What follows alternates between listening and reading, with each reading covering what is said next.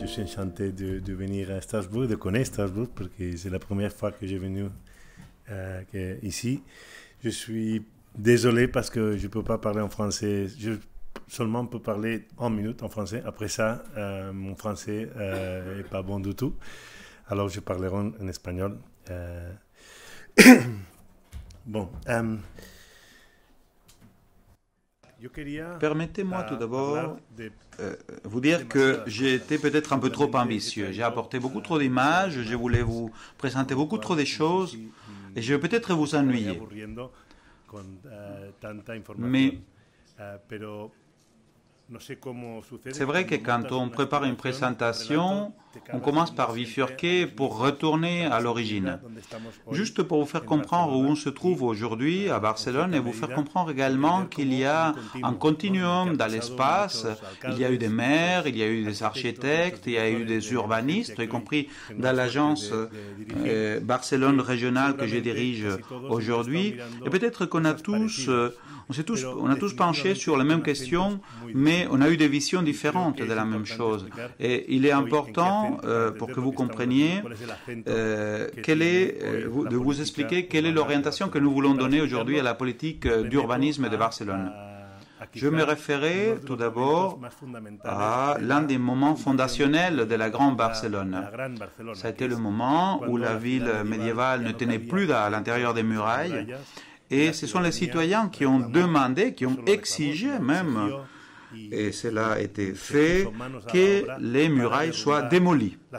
C'était les murailles qui encerclaient, qui tenaient prisonnière la Barcelone médiévale. Il y a une forme de cœur, vous pouvez voir qu'elle était collée à une verrue du littoral. Compte tenu de la densité extrême à l'intérieur des murailles qui enfermaient les citoyens et la ville, Cerdà a conçu l'ampliation, l'élargissement de la ville. C'est la méthode pour toujours, parce que sur la base de la ville médiévale, Barcelone a été conçue comme une ville éternelle, même s'il y avait 4 frontières naturelles qui encerclent et qui encercleront toujours Barcelone, à savoir la montagne et la mer et les 2 rivières, les 2 fleuves. Donc, vous voyez ici le plan. C'est ces barrières naturelles qui donnent le nom à Sant Andreu, Grassa, Sarrià, les petites communes, les petites municipalités qui entouraient Barcelone et qui, par le projet de Cerdà, ont été absorbées par la ville pour donner leur nom au quartier de la ville métropolitaine qu'on connaît aujourd'hui. Mais la ville, elle a été aussi dépassée par les événements en 1976, suite justement à la prospérité des années 60 et 70, la ville a grandi de façon incontrôlée, sans urbanisme, sans planification. Suite à cela, en 1976, à la mort de Franco, après la mort de Franco, il y a eu un premier essai de finir avec les murailles et de permettre la croissance de Barcelone en suivant le schéma directeur métropolitain de 1976, qui est celui qui est encore en vigueur, suite, bien entendu, à des amendements, à des modifications, plus de 2000. Et aujourd'hui, nous sommes en train de concevoir le nouveau schéma directeur. Quelle est la difficulté que nous avons pour justement répondre aux ambitions? C'est que la tâche est énorme, comme elle l'a été en 1976. En 1976, un miracle s'est produit. Ils ont essayé de voir la ville métropolitaine, la ville en grand, en dépassant la conception de Cerdà. Et c'est la même ambition que nous avons aujourd'hui. Lorsque la ville métropolitaine a été conçue et lorsque les difficultés ont été constatées, le gouvernement des années 80, le premier gouvernement démocratique, a ouvert le débat sur la nécessité d'avoir un plan d'urbanisme, d'avoir un schéma qui nous permette d'avoir un urbanisme ordonné, autour des plans, autour des projets, en attirant et en mettant en exécution le schéma directeur par le biais des plans bien conçus. Vous voyez à l'écran, c'est lui qui a été le plan des projets, qui contenait différents projets à partir de l'année 81, avec justement cette vocation à utiliser les opportunités que la jeune démocratie espagnole offrait pour donner le plein sens aux espaces publics. On vivait dans la Barcelone qu'on appelait la Barcelone grise, c'était une ville grise, où les citoyens ne se réunissaient pas dans les places parce qu'il était interdit de se réunir. On ne se promenait pas dans la rue.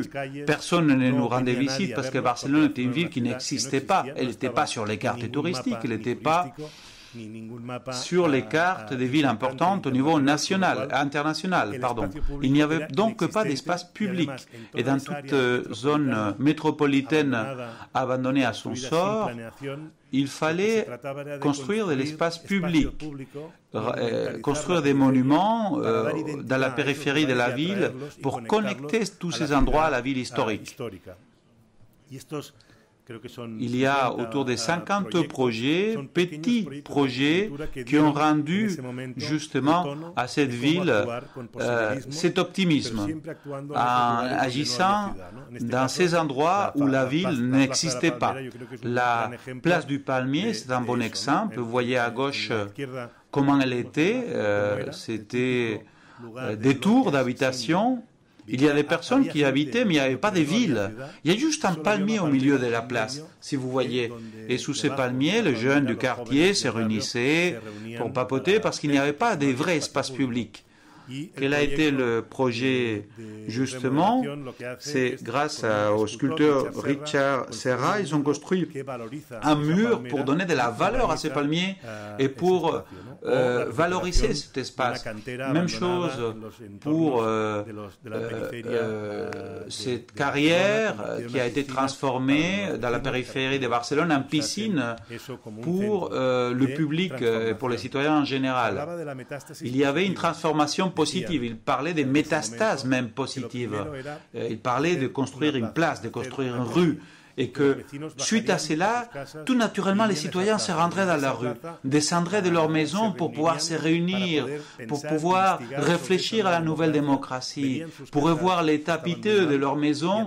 Et il y avait un programme Barcelone soit belle qui leur permettait d'améliorer leur habitat, qui leur permettrait peut-être d'arriver à tous les coins, à tous les recoins de la ville. Mais cela n'a pas été mis en exécution comme cela. L'idée n'était pas mauvaise, mais l'idée était néanmoins de transformer la ville en partant justement de la transformation des espaces publics. Le logo de la ville s'est construit justement sur cette idée. Vous voyez à l'écran le slogan où le logo était un logo fait par Mariscal. Bar, c'est parce qu'on n'avait pas d'espace public, donc on se réunissait au bar. C'était l'époque des années 80. Ceux qui ont visité la Barcelone des années 80 doivent s'en souvenir. Cel, c'est parce que Cel, c'est le cieux en catalan. On a passé tellement de temps à regarder vers le sol qu'on a finalement eu envie de regarder vers le ciel. Et on a regardé, on a porté le regard sur l'horizon. Et Mariscal, il a dessiné la montagne. Et Ona, ça signifie la vague de la mer. Et c'est pour se rendre compte que la ville, malgré le fait d'être située en bord de mer, n'avait aucun rapport avec la mer parce que la mer était isolée par des frontières. Et donc, les années 80 et les années 90 nous ont permis justement de nous rapprocher de la mer. Les JO, les Jeux Olympiques, Barcelone a progressé grâce à des événements. Et justement, les JO ont permis de dire bonjour, hola, hola au monde. C'était ça l'ouverture des JO. Barcelone a regardé le monde et le monde a regardé Barcelone lors de l'inauguration des JO. On a voulu saluer le monde pour attirer le monde vers Barcelone, pour leur expliquer que Barcelone est une ville chouette. Notre maire a manifesté la prétention de convertir Barcelone dans l'une des meilleures villes au monde. Et on a tous rigolé à cette idée parce qu'on voyait cette idée comme inattendue inatteignable. La stratégie, les interventions presque d'acupuncture ont été transformées pour faire des interventions d'une portée beaucoup plus importante, autour des quatre grandes zones, pour 2 zones pour récupérer la côte et 2 zones pour récupérer la montagne. Ces 4 zones, justement, constituent un carré, qui est connecté par le périph' de Barcelone, par les rondas. Toute une infrastructure qui s'est faite à force d'investissements très coûteux et qui ont permis de définir la ville métropolitaine. Et il faut savoir que le plus grand investissement pour les JO a été l'investissement qui a permis de circuler les véhicules privés. L'accent était justement de permettre que les milliers de voitures qui devaient se déplacer pour pouvoir justement apaiser la ville puissent le faire par ces boulevards périphériques et les zones olympiques qui ont permis de récupérer pour récupérer la montagne au nord, 2 pour récupérer la ville. C'est ça la stratégie qui a permis de transformer la ville. Après les JO, comme vous le savez, on a été atteint par la crise économique, mais également une crise d'idées. Et comme cela arrive souvent, lorsque les idées sont pas bonnes, on essaye de recycler les bonnes vieilles idées en imaginant que Barcelone devait progresser autour de grands événements. Et Pasqual Maragall, il a inventé le Forum des cultures pour 2004 comme une excuse pour pouvoir encore penser à une Barcelone grande, pour pouvoir encore promouvoir cette image de la Barcelone olympique avec ces 2 mains de cultures différentes qui se donnent la main à Barcelone. Et j'aime bien penser que ces 2 mains symbolisent également d'autres choses, pas seulement des cultures différentes, mais aussi le fait de continuer à transformer la côte. Faute d'argent, la transformation pouvait se faire avec les partenariats publics et privés, parce que jusqu'au JO, toute l'initiative était publique. Après les JO, on a commencé justement à tisser des partenariats publics-privés qui devaient, en théorie, donner des bons résultats, mais qui, par la même occasion, a permis de construire des villes qui sont très éloignées du modèle qui était voulu pour Barcelone, avec la récupération de l'espace public, avec le boulevard diagonal qui devait être fini, tout ça, c'était une bonne idée. Mais pour pouvoir payer tout ça, il fallait construire. Et il fallait construire un nouveau quartier, c'est ces quartiers que vous voyez là ici, le quartier Diagonal Mer, avec un grand centre commercial. Et pour pouvoir payer tout ça, il fallait vendre un grand morceau de la ville à un opérateur américain pour construire un modèle de ville qui était très éloigné du modèle qu'on avait conçu à Barcelone. Les 2 mains là qui s'entrelacent, ce sont les 2 faces d'une réalité. On continue d'un côté à profiter de l'espace public pour les citoyens, mais pour cela on a dû vendre son âme au diable.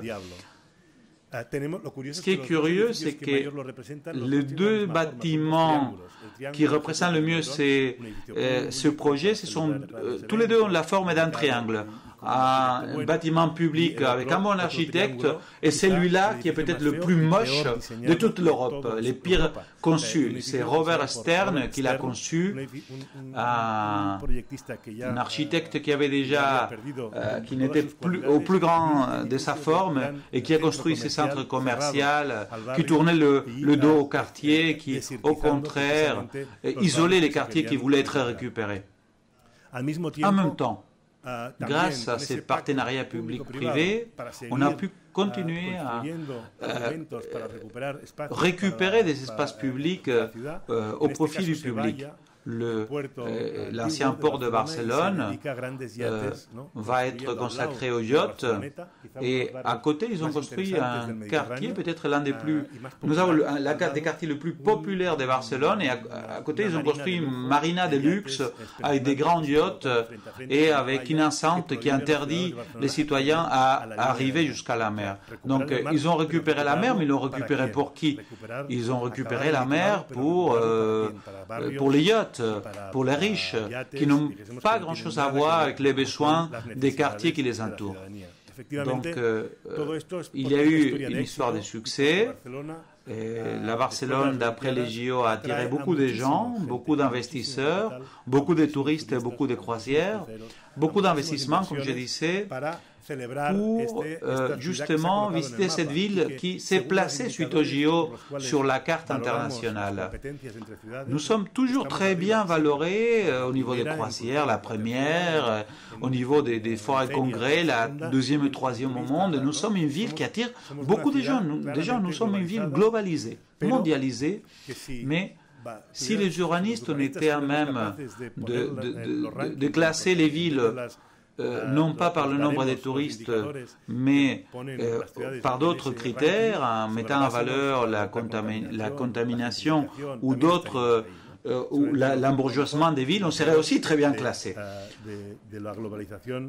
C'est un cas donc de succès qui nous mène là où on est aujourd'hui, un succès qui nous mène à l'échec.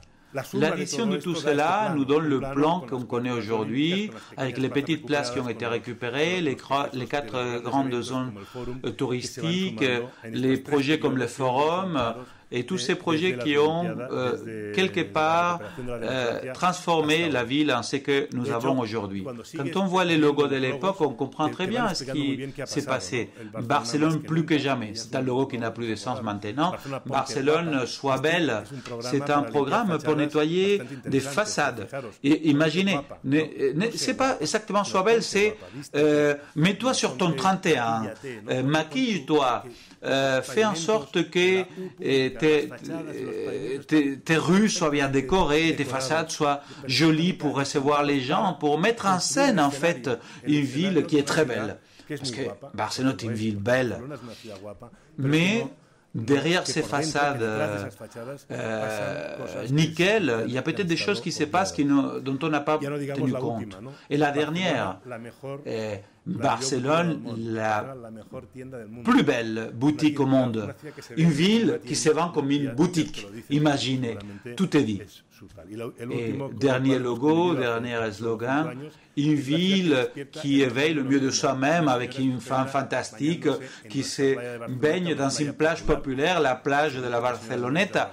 Je suis convaincu que c'est pas une femme, c'est pas une dame qui habite à la Barceloneta, avec ce bâtiment en forme de voile conçu par Ricardo Bofill, qui est complètement illégal parce que c'est au milieu de la mer, et on comprend que l'argent achète tout, et un hôtel de 5 étoiles est possible devant un quartier populaire comme la Barceloneta, qui est en train de mettre à la rue ses voisins parce qu'ils s'embourgeoisent.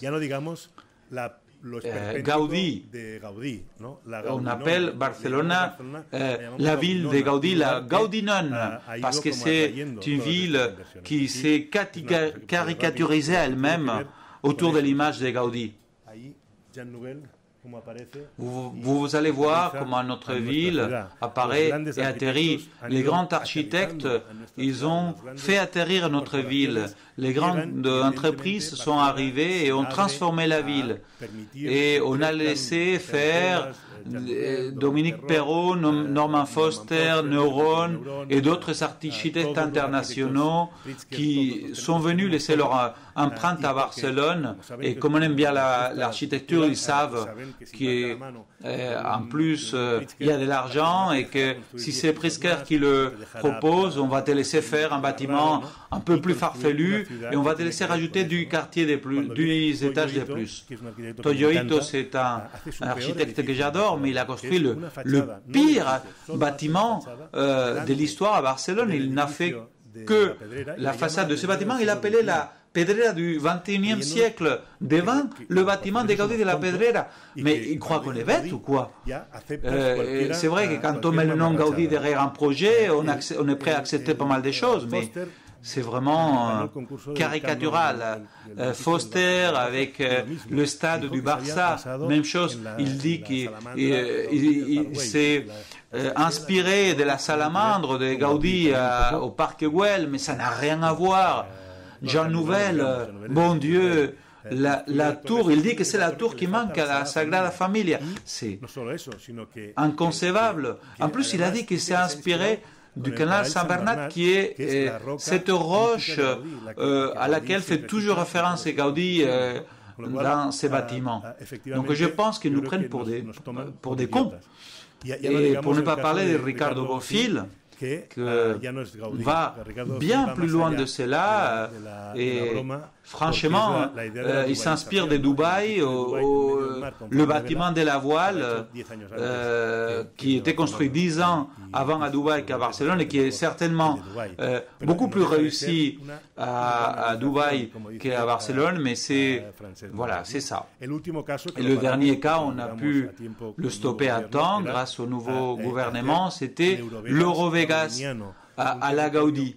C'était en plus un territoire de l'embouchure du Llobregat où on voulait construire des casinos, des maisons closes, en prétendant que la loi n'était pas applicable sur ces territoires, en construisant une ville pour le vice. Et comme ils ont vu que les citoyens n'étaient pas tout à fait partants, ils voulaient, en faisant référence à Gaudí, nous imposer cela en pensant que, en faisant référence à Gaudí, ça passerait mieux. Ils ont eu quand même le culot de prendre un design de Gaudí pour un hôtel à New York, et ils ont essayé de le copier pour faire ce bâtiment qui finalement n'a pas été construit. Donc, après les années 80 et 90, où on s'est forgé une identité vraiment barcelonaise, presque on a acquis une barcelonite, on a passé d'exalter l'identité de Barcelone à vraiment une maladie barcelonaise.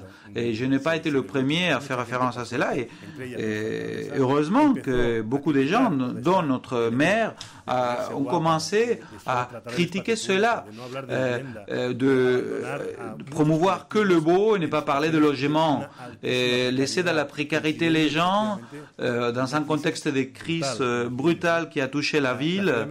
Et la ville menteuse, ce livre explique bien le problème de Barcelone. En même temps, partout dans la planète, Londres, New York, Curitiba, Medellín, ils ont tous parlé du modèle de Barcelone en s'appropriant justement les événements qui ont transformé la ville, en la donnant comme exemple comment une ville a pu se transformer grâce aux événements. Mais Medellín est peut-être en train de tomber dans les mêmes erreurs, Londres aussi. Après les succès, les grands succès, il y a le revers de la médaille. Il y a différents ouvrages justement sur l'urbanisme à Barcelone. Ce qui a été récupéré pour les citoyens, les Ramblas, les petites places, le Passage de Gracia, la perche de la Barceloneta. Ce monsieur dit adieu, au revoir. On a perdu tout ça, on a perdu tous ces espaces qu'on avait reconquis pour les citoyens. Et les Barcelonais, ils ne se promènent plus dans les Ramblas, ils ne vont pas au Parc Güell. C'est horrible d'aller au Parc Güell. Le parc, il est extraordinaire, mais l'expérience d'aller au Parc Güell, c'est vraiment désagréable. Pour moi, la définition de ville nous a fait passer de la URBS, qui était la Barcelone des années 80, c'est la ville physique, la police, c'est la ville des échanges, c'est la cité politique, mais aussi des commerces, de marchés. C'est ce qui est passé à Barcelone avec ses partenariats publics et privés. Et la Civitas, c'est la ville des gens. Donc on a passé la URSS à la police, et maintenant la Civitas, c'est ce qui nous incombe, c'est ce qu'on aimerait faire. Et il faut l'expliquer de façon simple. Moi, j'aime bien expliquer les choses de façon simple. Et c'est ce que la mère, Ada Colau, répète bien souvent. Il faut que les gens, il faut que les citoyens soient au centre de toutes les politiques locales, y compris de la politique d'urbanisme. Il faut concevoir tout cela comme un ensemble de droits. On commence par la peau, c'est la santé. Et après la santé, il y a le logement. Barcelone n'a pas fait grand-chose en matière de logement au fil des années. Et après, il y a les autres droits, le droit à la ville, le droit à la ville globale, à la métropole. Il faut être sur la carte, ça c'est important, mais il faut savoir pourquoi on est sur la carte. Et il ne faut pas oublier qu'il faut que les citoyens soient au centre.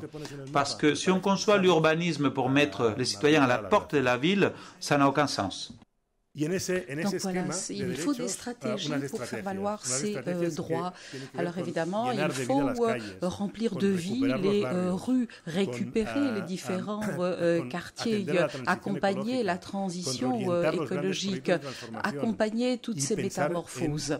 Et donc cette idée des droits, ces stratégies concentriques sont à l'origine donc de tous ces projets qui essaient justement de combiner ces différents éléments, ces différentes logiques, c'est-à-dire les droits d'une part et ces stratégies.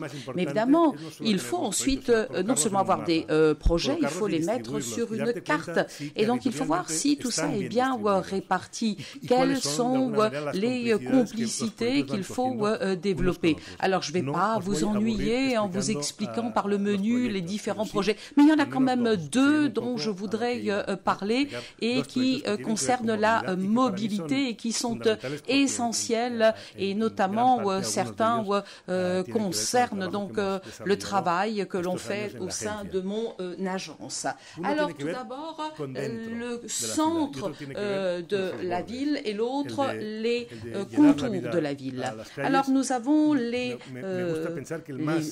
rues et le plus important dans ces projets, c'est de recycler justement tout ce qui existe dans la ville pour construire une nouvelle redistribution des différents éléments, pour redistribuer les éléments de vie dans un quartier pour que tout ça soit articulé selon une logique qui reflète en quelque sorte la trame de la ville. Bon, ça c'est un dessin un petit peu abstrait, mais ça a été donc dessiné pour donc les différentes parties de la ville, et donc il faut utiliser évidemment pas uniquement les différentes villes, et le reste à l'intérieur de ces différents éléments, il faut récupérer ça justement pour les personnes.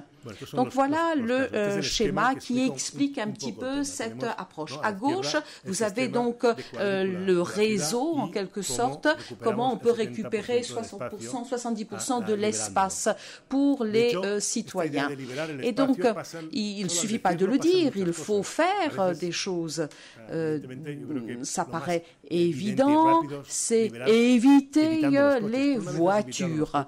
Alors, là aussi, cet espace intérieur, on peut changer par exemple le diamètre des rues. Ça pourrait être ça, mais ça peut être ça. Et donc, ça permet effectivement donc de les élargir et de changer en quelque sorte la texture pour permettre effectivement le déroulement de la vie dans ces îlots. Par exemple, les arbres aussi pourraient jouer un rôle essentiel. Et pour justement limiter la pollution qui provient des voitures, et aussi pour limiter le bruit. Et donc il faut qu'ils soient alignés, mais évidemment ça ne suffit pas. Il y a aussi la lumière. Il faut donc qu'ils soient suffisamment hauts pour permettre le passage de la lumière, pour que ça arrive à l'intérieur de ces îlots. Et ensuite on a essayé de voir, d'imaginer un petit peu qu'est-ce qu'on pourrait avoir donc dans ces endroits où on a donc ces voies, où il y a toutes les arrêts de bus, où on a tous l'intermodalité des différents moyens de transport.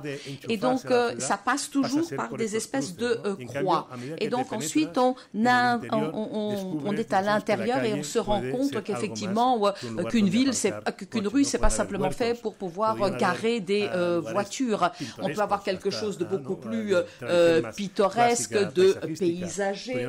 On pourrait avoir aussi des potagers ou une redistribution pour les piscines, les écoles, les jardins d'enfants, où on peut justement utiliser tout cela, parce qu'on n'utilise pas finalement tout cet espace public. Et donc, ça permet donc aussi d'aider les gens qui travaillent dans ces appartements et qui n'ont pas d'espace pour se réunir, et donc pour en quelque sorte encourager les relations entre les différents voisins, les différents citoyens. Voilà, et ça permet de tout changer.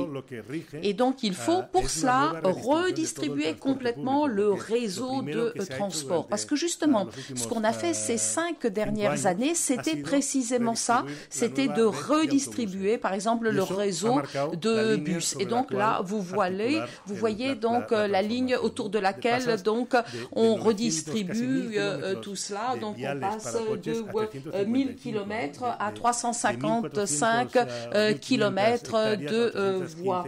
Et donc, on passe aussi de 1500 hectares à 315.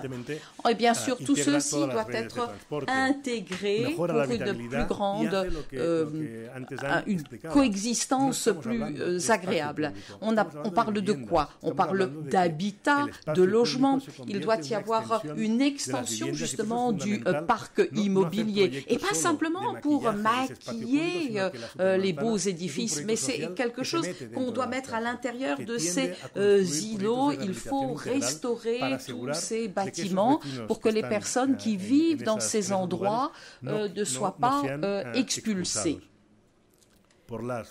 Justement, suite à l'embourgeoisement du centre-ville. Et bien sûr, il y a aussi le verdissement, la nouvelle distribution du réseau routier et la chaleur, les vagues de chaleur doivent permettre effectivement justement de redistribuer tout cela. Bon, je ne vais pas rentrer dans les détails parce que tout ça a déjà fait l'objet de publications depuis quelque temps. On a parlé des effets positifs. Alors, évidemment, il y a une décision hiérarchique. Comment, effectivement, tout ceci peut avoir des effets alors, comment on va récupérer cet espace? Comment se fait la restitution du végétal? Comment est-ce qu'on peut récupérer 35% de ces zones pour répondre effectivement au projet initial? Alors, il y a 6 millions de mètres carrés qui, effectivement, fait l'objet d'un recyclage le plus important au monde. On parle effectivement de recyclage parce qu'on n'a rien détruit, on n'a rien enlevé. On n'a fait que du recyclage. Alors, et le plus important peut-être, c'est justement, une fois qu'on a commencé à faire tout ça, qu'est-ce qu'on trouve? Le plus surprenant dans ces projets pilotes, c'est de voir toutes ces nouvelles activités qui se déroulent. La piétonisation de ces espaces. On est en train de suivre plusieurs de ces îlots et on voit cette transformation. Il y a des bancs qui apparaissent et tout cela permet que dans la rue, on peut trouver jusqu'à 30 activités différentes. Et ce qui est intéressant, et je vais peut-être m'arrêter un petit peu là-dessus, c'est qu'il y a de nouvelles activités qui apparaissent. C'est assez émotif de voir toutes ces nouvelles activités qui se répartissent. Et pour éviter justement qu'il n'y ait pas justement cet embourgeoisement. Alors il faut que ça se fasse en même temps et en même temps dans tous les quartiers, notamment là où il y avait un risque effectivement qu'on construise ou effectivement il faut donc lutter contre les effets négatifs. Alors, le premier de ces îlots, on était plusieurs enseignants et plusieurs étudiants. Nous avons fait ça à San Martín. On y est allé un vendredi. On a commencé effectivement à peindre le sol, à donner des couleurs. Bon, c'est très, comme je vous dis, cela suscite des émotions. Là, on voit les feux qui ont été enlevés et aussi on a pu recouvrir ça de sacs poubelles. Et voilà, cet îlot avec des parcs, des jardins, avec des couleurs. On a fait tout ça avec des étudiants, on a créé des piscines, on a permis effectivement à la ville de reprendre le dessus. Or, on l'a fait avec très peu de ressources. Et ce qui était surtout vraiment surprenant, c'est tous les débats qu'on a pu avoir avec les différents citoyens pour voir un petit peu quel devrait être le modèle d'un tel îlot.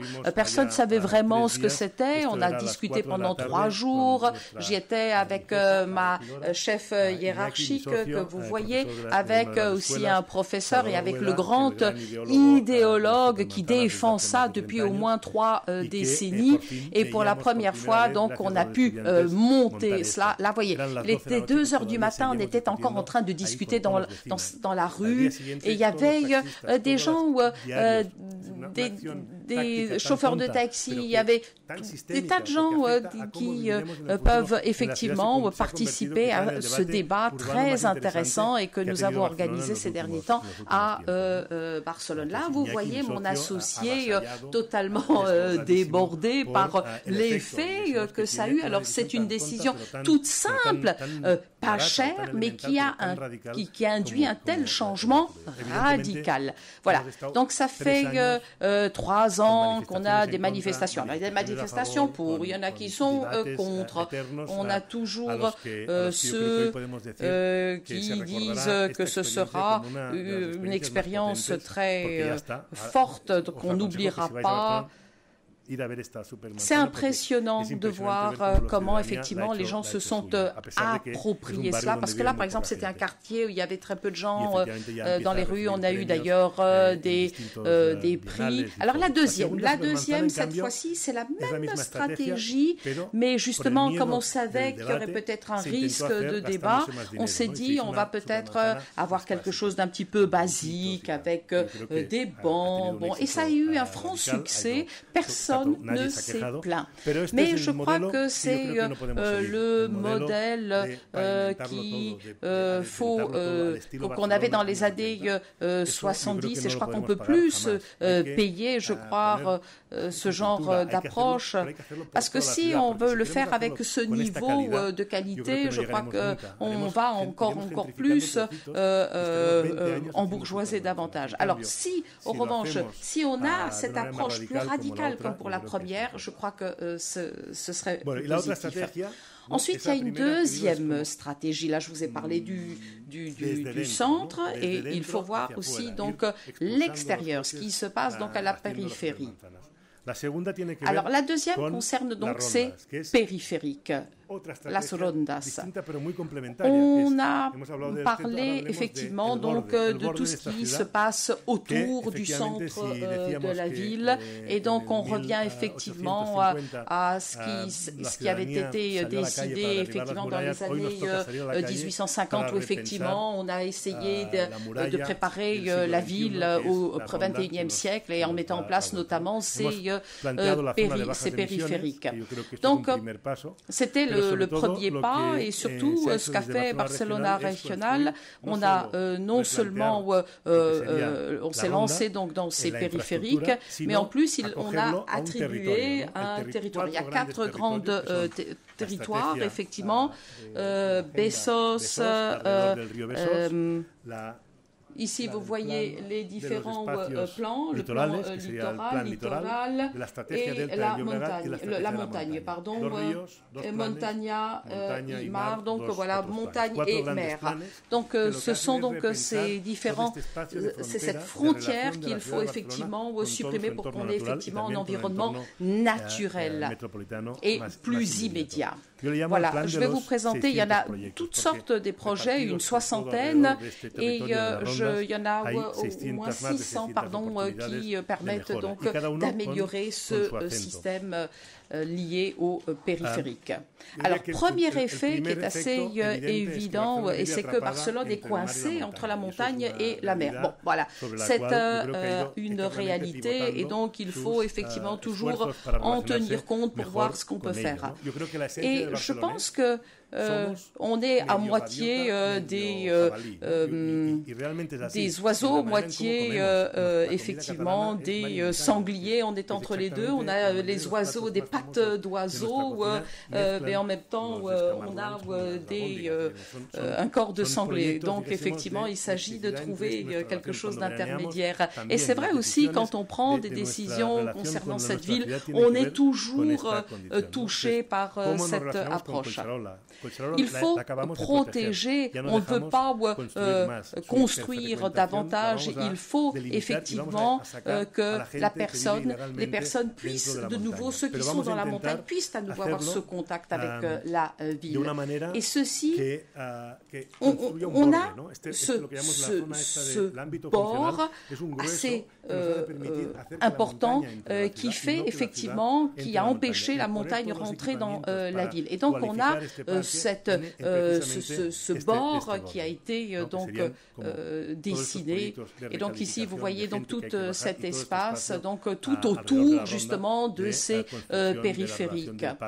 Et donc ça s'est fait il y a déjà 5 ou 6 ans. On a effectivement lancé un projet de portes. Ce n'est pas des portes pour rentrer, au contraire, c'est des portes pour sortir de la ville. Il y a 16 portes et nous pensons que ce sont des portes qui se construisent, qui permettent justement de se reconnecter avec la montagne, avec la mer, et donc qui permet donc d'articuler toute cette stratégie de recyclage urbain. Cette stratégie, bien sûr, doit avoir un accent écologique, et pour le delta del Llobregat, où vous avez justement les grandes zones de promotion économique, les grandes industries, vous avez l'aéroport, vous avez le parc agraire, les productions. Donc, ici, évidemment, la dimension est économique. Et donc, il faut effectivement qu'il y ait un connecteur donc, entre la mer et la montagne. Et ici, ce qu'il fallait faire, ce qu'on a essayé de faire en tous les cas, c'est effectivement de redessiner en quelque sorte le cours du fleuve pour améliorer effectivement toutes ces parcelles qui étaient vides et pour développer des projets économiques sur ces friches. Ce sont donc des grands projets en termes économiques. En revanche, pour Besós, alors là, c'est l'inverse. Là, c'est très fragmenté. Il y a 1,5 million de personnes qui y vivent, et c'est là qu'on trouve les plus grands déséquilibres du pays. Effectivement, bon nombre, c'est là qu'on a les quartiers les plus vulnérables qui sont concentrés effectivement dans ce quartier, donc Besós. Et là, on a l'économie d'un côté, on a l'écologie de l'autre côté avec la montagne, et donc ici, il faut de toute évidence que ce soit un projet à dimension sociale. Bon, je ne vais pas rentrer dans les détails parce que c'est un énorme projet, mais en revanche, en quelques mots, ce qu'on a fait, on a rencontré des experts, des personnes qui vivent là, et ce qu'on veut surtout, c'est travailler sur la diversité et sur les frontières. C'est une un territoire qui est très fragmenté, où on rencontre d'énormes problèmes sociaux. Donc l'idée, c'était de renforcer la cohésion, de pouvoir rentrer dans ces quartiers avec des politiques sociales, de construction de logements, éducatives, avec à la fois des actions de petite envergure, de grande envergure, donc de pouvoir travailler par exemple à un endroit qui était un cloaque, où le fleuve était un cloaque et qui maintenant est un parc merveilleux. Ici, vous voyez les 80 projets que nous avons lancés. À chaque fois, il y a un programme d'application et on essaie de hiérarchiser cela. Il y a toujours ce système de couches, comme les couches d'un oignon. Donc on a l'eau, on a les différents quartiers et pour terminer la métropole. Et on utilise donc les différentes possibilités que cela nous offre. Je ne vais pas les détailler, mais donc à chaque fois ça nous rappelle cette division territoriale justement faite par le fleuve. Voilà, ici, vous avez un projet très urbanistique. Là aussi, on essaye justement de créer ce lien avec la montagne et la mer. Et là, c'est avec le fleuve et qui permet justement d'organiser la vie quotidienne autour d'un parc et autour justement du fleuve Besós. Voilà. Ici, voilà, on essaie de tenir compte de cette dimension que j'ai évoquée pour que les gens viennent et puissent effectivement s'identifier à ces quartiers. Alors, autre projet très stratégique, parce que c'est là qu'on trouve toutes les dimensions économiques, écologiques, sociales, et qui a aussi une forte dimension identitaire, c'est Barcelone et la mer. Alors,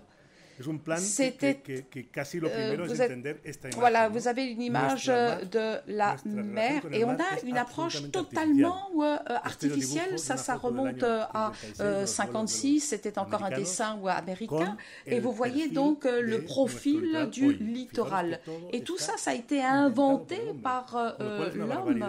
Et donc au XXIe siècle, on sait que le niveau de l'eau va augmenter et que tous les 2 ans, il faudra reconstruire ce littoral et il faudra bien qu'on commence, et à Barcelone on commence à comprendre qu'effectivement il faut qu'on ait une autre relation avec le littoral. Ça c'est un autre défi qui nous attend. Autre défi, c'est que c'est très fragmenté. Il y a la mairie, l'éducation, il y a différentes frontières. Certaines sont visibles, d'autres le sont moins, et c'est difficile de jouer avec ces frontières parce qu'on ne sait pas toujours à qui elles sont. Mais en même temps, c'est l'espace public le plus intéressant de la ville. Là, vous voyez la plage, parce qu'évidemment, on ne va pas renoncer que c'est l'endroit le plus démocratique. C'est un parc important, grand, mais intense aussi,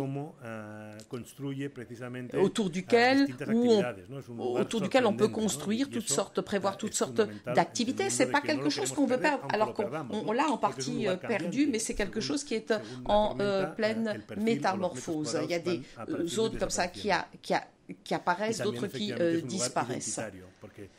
Et bien sûr, cet argument de vente de la ville, elle repose justement sur cette image maritime. Donc voilà, Barcelonnette, effectivement, avec ces images, notamment en été, avec les touristes qui ont transformé effectivement cette plage endroit particulier. Ou alors il y a aussi des grands festivals, des grandes manifestations solaires, par exemple, ou des endroits désertiques subitement attirent des milliers de personnes. Mais heureusement, il y a encore des opportunités. Ça n'est pas fini, il y a, malgré la crise, il y a des possibilités et on peut donc faire une autre lecture de ce territoire et faire une autre analyse des opportunités. Mais ce qui est surtout le plus important, c'est d'ailleurs le titre de cette conférence, c'est la reconquête. Il ne s'agit pas de doter la ville de grands équipements pour ceux qui viennent visiter la ville, mais pour reconquérir la ville justement par le biais justement de ces quartiers. Donc il ne s'agit pas simplement d'avoir un projet longitudinal comme on l'a souvent pensé avec le littoral, mais avoir une approche transversale. Ces rues, ces quartiers doivent effectivement se réapproprier tout cela. Donc c'est ça les deux idées fortes. Donc cette reconquête de l'espace public et du littoral aussi, et l'autre plus difficile mais essentiel qui consiste à définir un modèle qu'il faut trouver un engagement avec les acteurs essentiels dans chaque domaine pour s'engager en faveur d'un modèle. Et les agents économiques ces dernières années ont effectivement se sont appropriés ce territoire. Donc effectivement, il faut travailler avec tous ces différents acteurs. Alors maintenant, je voudrais revenir sur effectivement la dimension de la maritimité qui est en fait un concept français et effectivement on s'est beaucoup orienté sur cette base-là sur le plan territorial mais aussi social et culturel. Et tout ne doit pas venir du littoral, il faut commencer par parler de l'économie bleue aussi, des programmes qu'on va pouvoir développer dans cette zone. Parce que ce qui est le plus absurde, et on est passé par là, où on a construit tout le long de ce littoral-là. Et la relation, effectivement, c'est quoi? C'est tous ces différents édifices que vous voyez. Ce sont des ondes, des vagues, ça imite des vagues qui sont en fait des luminaires, des lampes. Et c'est effectivement très bizarre. Et donc, comme je vous l'ai dit, il faut commencer effectivement par avoir des portes pour ce littoral, voir comment effectivement on peut arriver, déboucher sur ce littoral pour que les citoyens aient accès à cela. Alors, il y a plusieurs projets. Bon, là aussi, je ne vais pas rentrer dans les détails, mais ce sont des projets qui sont essentiels au moment de la redéfinition effectivement de la ville et qui devrait permettre effectivement de reconquérir un espace pour que les citoyens puissent par exemple faire une promenade tout le long du littoral. Ce qu'on ne peut pas faire, c'est surprenant, mais actuellement quelqu'un qui habite à Barcelone ne peut pas aller d'un bout à l'autre en bicyclette parce que ça appartient à différentes personnes, c'est totalement fragmenté. Et là où effectivement il faut encore s'étendre, c'est par exemple ici parce que nous avons un certain nombre d'équipements et la montagne de Montjuïc effectivement pourrait effectivement permettre de se rapprocher aussi de la mer. Autre programme mythique des années 80, ça a été construit comme quartier public qui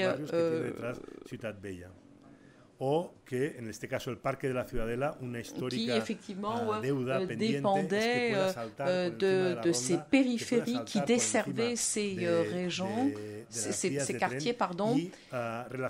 Par exemple, Barcelonnette, et l'idée donc c'est d'en faire effectivement plutôt une ceinture urbaine pour les citoyens. Mais évidemment, il faut pouvoir payer tout cela et donc on a vendu à différents opérateurs où l'on trouve effectivement de tout, des vendeurs de drogue, de la prostitution, on trouve tout et effectivement on n'en parle pas trop et effectivement il y a des autobus qui y vont, effectivement ils passent la nuit et donc on dit non, c'est un endroit où effectivement impressionnant. Et donc là, on a la possibilité justement de changer cela complètement et de lancer une économie bleue, de trouver une connexion avec la mer et de donner de la force à tous les acteurs sociaux, par exemple les écoles de voile pour les jeunes et aussi développer un certain nombre de projets sociaux. Il s'agit de la récupération de l'espace public à travers les portes d'accès en connectant avec la plage de la Barceloneta, en enlevant les bars et en récupérant ces espaces pour des activités citoyennes et des activités des quartiers. Ce sont des lieux où il y a des parkings inachevés, souvent. C'est incroyable de savoir qu'une partie du littoral est occupée par un parking, par exemple. Et ça, c'est un projet qu'on a bien fait avancer avec Barcelone Régional, où l'on construirait justement un habitat naturel pour les plages, pour éviter qu'elles disparaissent. C'est une sorte de malécon qu'on construit pour l'avenir, toujours autour de la résilience du littoral. La plateforme des eaux, c'est un lieu, celui-ci, qui a été arrêté suite à la crise, et ceci nous offre une opportunité justement pour reproduire la structure de la Barceloneta et pour équiper ces terrains, non pas pour construire un quartier des pêcheurs, mais au moins un quartier maritime où les citoyens pourront habiter près de la mer. Et le plus beau projet qu'on a, et c'est déjà à la ville à côté, ce n'est pas dans la municipalité de Barcelone, mais il y a une continuité. C'est le quartier appelé les Trois Cheminées. Ce sont 2 kilomètres de côte avec le bâtiment le plus élevé de toute la Méditerranée. Ce sont les Trois Cheminées de la centrale thermique qui sont ici, qui ne sont plus utilisées et qui nous offrent cette chance de reconstruire une relation avec la mer. Nous avons mis en place une soixantaine, peut-être 70 projets. On n'a pas encore trouvé une solution qui nous convienne, mais nous sommes sur la bonne voie. Le plus important, c'est de redéfinir une relation avec la ville et avec le fleuve qui a ici son embouchure. On veut construire des espaces qui soient résilients, et c'est notre dernière chance de faire en sorte que la côte et que le fleuve soient un espace avec un intérêt paysager et qui récupère quelque part ce qui était l'espace naturel. Où il y a une interaction avec la nature et où on donne une nouvelle forme à ces lieux qui ne va pas à l'encontre de la nature, mais bien au contraire, qui récupère la nature. Ce projet, le projet du littoral, est aujourd'hui exposé avec une maquette de 17 mètres et nous sommes justement dans un débat participatif avec tous les intéressés, avec les quartiers, avec les voisins. C'est une nouvelle expérience et nous recherchons justement à la coparticipation, à la co-construction des projets. C'est facile de faire ça pour une place, par exemple, mais lorsqu'on parle d'un projet d'une telle dimension, c'est beaucoup plus difficile. Et nous sommes en train d'essayer, avec des expos, avec des rencontres, avec des tables de débat, pour essayer d'arriver à ce grand pacte qui serait le projet, qui serait le projet fondateur autour de cette négociation, autour de ces pactes avec tous les intéressés autour de la table. Cette idée des 4 grands projets nous offre plein d'opportunités. Autour des périphériques, où on disait que la ville s'est sentait enfermée, d'un seul coup, nous voyons comment dépasser ces frontières.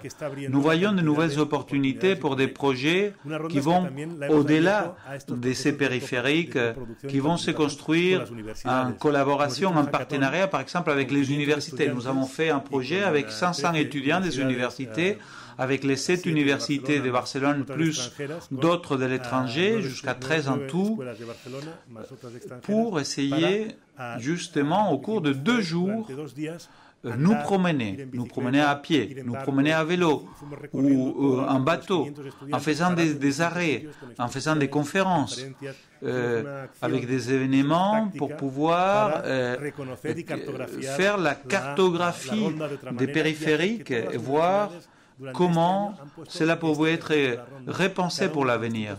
Et tout cela, maintenant, est réuni en explorant de nouvelles méthodes de participation, par le biais également des écoles d'architecture de l'Espagne, du pays. Ici, un moment merveilleux au moment du parcours, nous avons montré aux 500 élèves une installation. Nous avons fait venir les derniers 100 brebis qu'il y a autour de Barcelone pour justement montrer, mettre en scène cette frontière entre le naturel et la ville. Et c'est sur ça qu'on base justement notre thèse, de concevoir cette frontière comme une opportunité. Vous voyez ici les brebis, vous voyez les 500 étudiants. C'est un moment émotif de rencontre au bout de 2 journées très intéressantes avec tout genre d'activités, des conférences. Les écoles ont fait des installations, ils ont prévu des opportunités d'interaction avec les voisins. On a voté, on a fait voter les voisins, les citoyens autour des projets. C'était très intéressant, c'est peut-être le plus émouvant, parce que après le travail de Barcelone régionale, avec une connaissance experte, on a ouvert nos portes pour aller dans les quartiers, pour essayer de voir ce que les autres en pensaient, par le biais également des écoles d'architectes. Je vais finir et je vais essayer de synthétiser cette double stratégie à laquelle je faisais référence. L'intérieur de la ville qui vient être complété par justement cet effort pour passer outre les frontières de la ville. Merci beaucoup.